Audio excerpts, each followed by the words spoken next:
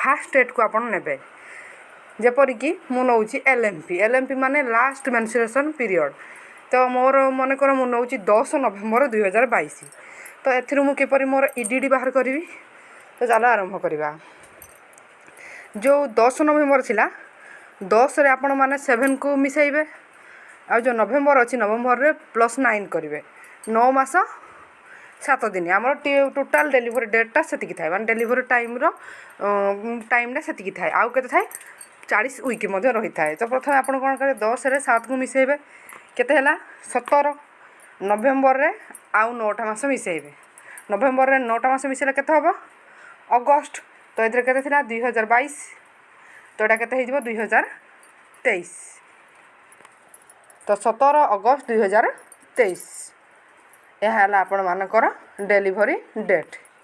तो ये आपण माने आपण मानकर डेलीवरी डेट बाहर करि